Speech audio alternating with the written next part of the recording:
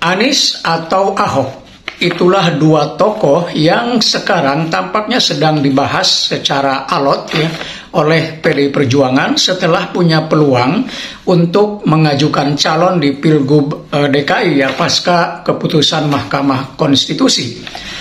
Tentu ada banyak pertimbangan terkait kedua tokoh ini sebelum PDIP benar-benar memutuskan siapa calon yang akan diusung. Nah, dua nama ini selalu muncul. Kalau kita melihat ya antara Anies dan Ahok, kita lihat dari Anies terlebih dahulu. Kelebihannya pertama adalah dari sisi elektabilitas. Dari banyak lembaga survei, Anies ya seringkali menempati urutan pertama. Mungkin saya akan menyebut dua lembaga survei saja.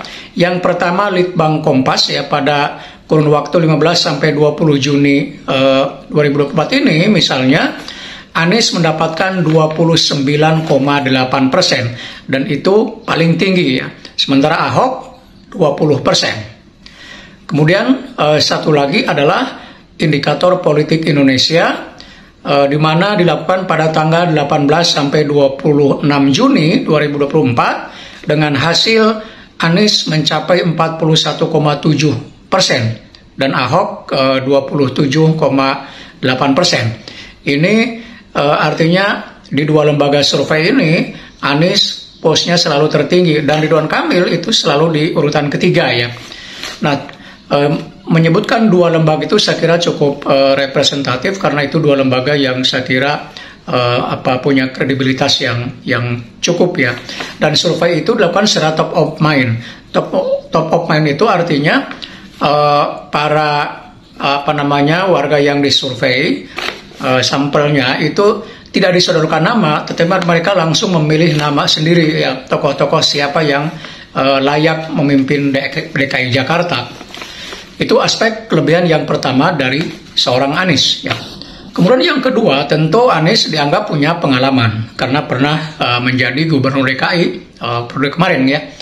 Sehingga pengalaman itu pasti akan dilihat oleh para pemilih warga DKI ya. Kemudian yang ketiga adalah kemampuan artikulasinya ya, ini juga sangat penting apalagi nanti di debat karena lawannya adalah Ridwan Kamil yang notabene juga punya kemampuan artikulasi yang cukup baik jadi menyampaikan gagasan.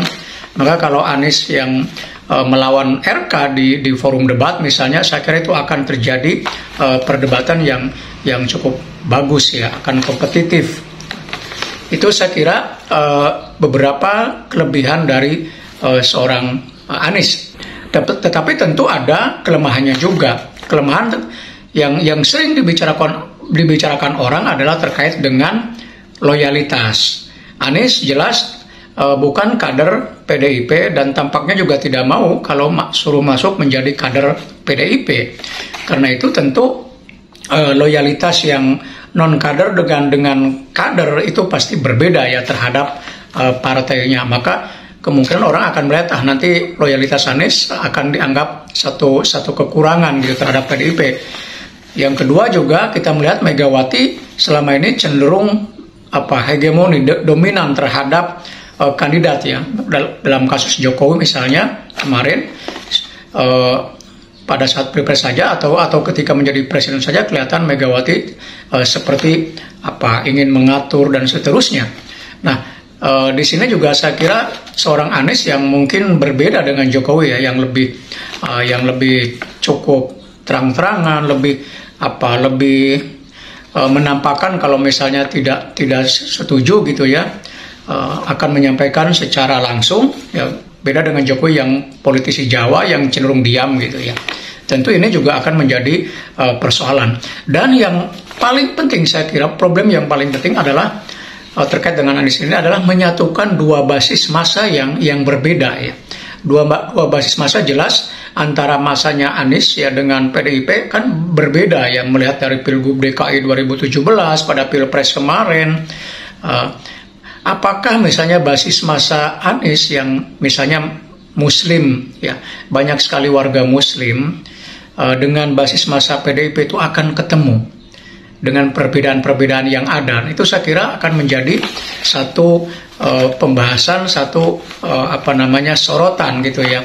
Di pihak lawan tentu akan menjadi satu serangan. Ini persoalan penyatuan Basmas ini akan problematik. Itu kira-kira serangan dari lawan nanti. Kemudian yang berikutnya adalah tentang pragmatisme. Mungkin akan ada serangan dari pihak lawan nanti gitu ya, ketika Anies benar-benar dicalonkan, bahwa Anies adalah politisi pragmatis yang ya mau saja dicalonkan oleh partai apapun ya demi untuk meraih kekuasaan. Nah tentu ini harus disiapkan oleh timnya untuk mengkanternya ya. Oke.